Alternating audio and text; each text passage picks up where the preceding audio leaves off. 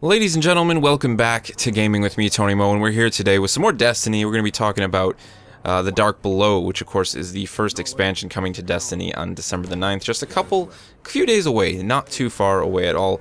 And we're going to be seeing some of the biggest changes to Destiny with this new expansion, and of course, alongside the update that is going to be launching with the expansion. So I want to sort of sit down and talk about what we know, because Bungie has revealed what is going to be happening with that update that launches with The Dark Below, the sort of changes we're going to be seeing, and of course they've already made some changes in preparation for the launch of that expansion.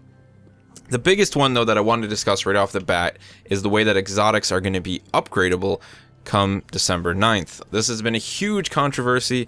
A lot of people are very upset about the way this is happening, but to me, I kind of look at it as a very nice thing, a very cool thing. I think it's the idea that people don't want to spend time inside of an MMO type experience like Destiny, but then they've already spent a ton of time, so then when you ask them to spend a little bit more, they get very pissed off about it, regardless of the fact that they're going to spend time in the game anyways. That's why we're still playing it. 3 months after launch, people are still running the same raid, the same strikes, the same story missions, trying to get all of their gear maxed out. And then once they get it maxed out, for some reason, they don't like the idea that you're going to give them the ability to level it up rather than just make it become completely obsolete. So currently, when we go to Xur, we have the ability to purchase exotic shards. This was what happened in the most recent patch. Basically, they said to us, okay, you no longer have to spend Ascendant shards or Ascendant energy to upgrade your exotic weapons or gear. You still have to use it for legendary equipment, but you no longer have to use it for exotics. So now, if I go look at my Armamentarium right here, we can see that if I want to max this thing out, I need one exotic shard, which is purchasable for 7 strange coins from Xur. So that will max it out, right? Everybody went and did that if they hadn't already maxed out their exotics. Many people already had, and many people have tons of exotics. So what Destiny said was, rather than make our exotics, just sort of stay where they are, okay? That's your exotic. It's maxed out at its current damage stage. You've upgraded it all the way. You can still use it in the new expansion. It'll still be effective, but that's it, They could have said that. They could have said, you'll just have to get more exotics that are now tiered for the level 32 player cap that we're going to see with The Dark Below. They could have said that. That is what most MMOs would have done. They would have just made you get new gear that was more powerful. Instead, Bungie is giving us the option to upgrade those legendaries or upgrade those exotics at the cost of resetting all of our progress. So if I take a look at my Armamentarium here again, you'll see I've upgraded it all the way here. Now granted, most of the weapons have a lot more slots to upgrade. They do take a little bit more time, but basically what's going to happen is I'm going to max this thing out come December 9th, and then I'm going to go ahead and I'm going to re-level it all over again. That's the idea with the weapons anyways. I'm not actually sure. They haven't really specified if it's going to be happening with the armor as well. At least I haven't caught on to that. But the idea is that you'll have to do it all over again, and then that will allow the weapon to be more powerful. Also, once you make that upgrade, the exotic weapon you have is instantly going to be more powerful. So it's going to go from its 300 max damage cap to 302 as the base damage, and I'll be able to upgrade that even further. I don't believe we've gotten a general idea of exactly what that is. I'm sure someone out there has already figured it out. Some crazy diehard examining person. Anyways, it's going to be able to become more powerful. So that's the cost you have to pay that for carrying your exotic over into the expansion and having it be at max tier once again. And I think that's cool. You're going to play the game anyways. That's what we do. You play it. It's an MMO type FPS experience. You play it over and over and over. It carries a lot of the same characteristics of an MMO. So you're going to just be playing the game. Why not play the game, keep using your favorite exotic, and then be able to upgrade it some more rather than just having it sit there and rot? A lot of people want all these weird, well, you should give us this, and it should be, really special and unique. Now I have to level it up all over again. I know it takes a bit of time to level up an exotic, but the people that I'm seeing complaining about this are the people that are spending a ton of time in the game. It's going to take you no time at all. You're going to get your exotics leveled up so quickly, they're going to be more powerful, and you're going to be happy about it in the end of the day. So I don't understand the complaints. I mean, everybody has their own opinion on it in the end of the day. I'm not here to shoot down anyone else's opinion on how they think that this should have functioned. I'm just here to say that I have no problem with it. Granted, I don't even own any exotics. So, I just really got back into the game. A lot of people will sit here and say that all the people who are joining now have it way easier, and that is just the definition of an MMO as it grows. Ask anyone who's been playing WoW since vanilla.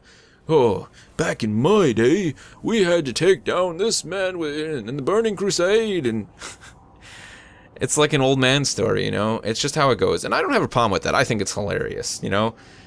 Why? I would be more proud, you know, that, okay, I was there in the beginning, you know, with vanilla, and I ran through Burning Crusade like this, and I didn't have that, and we didn't have all these fancy things, and we used to have to pick our skill trees from scratch. It didn't automatically level up, you know?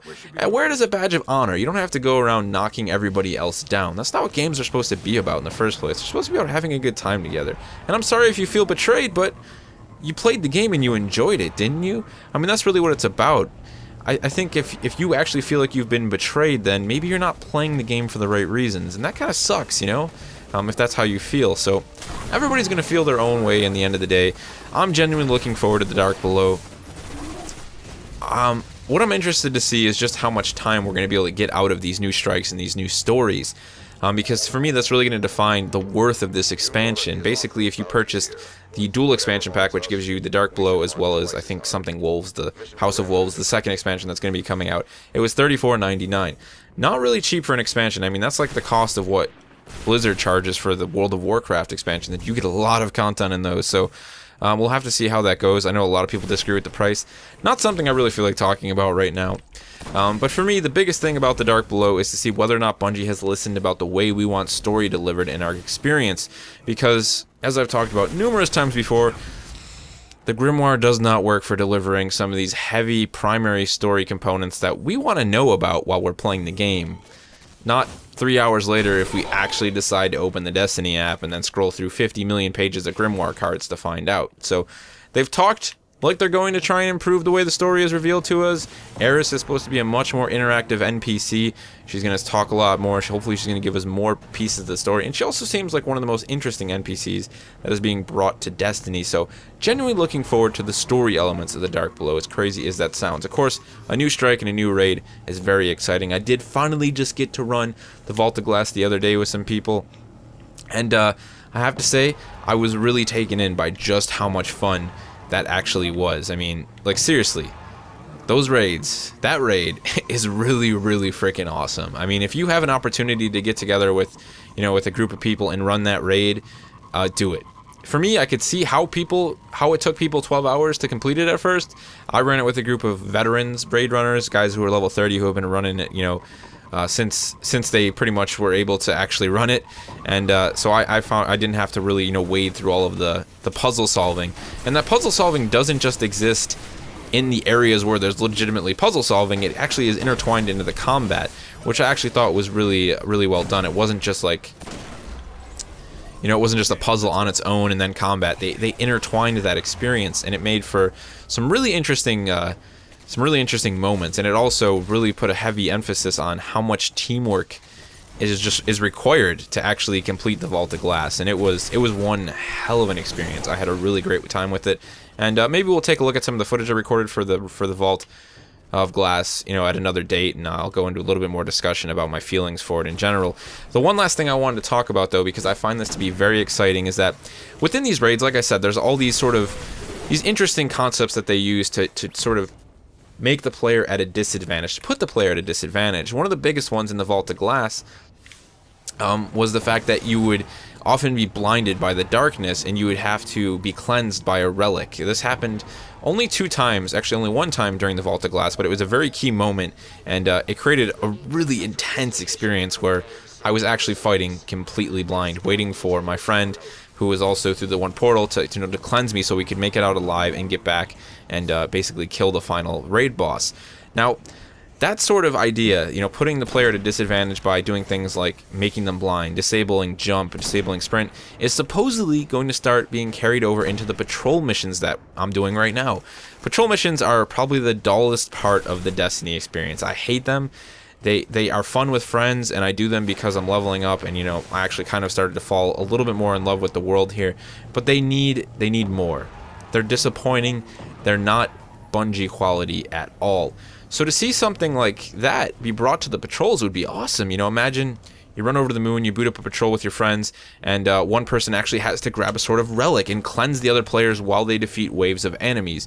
That would be a hell of a lot more interesting than gather some intel. Go kill some guys. Hey, there's really interesting things on Mars. Why don't you bring me some silken codexes?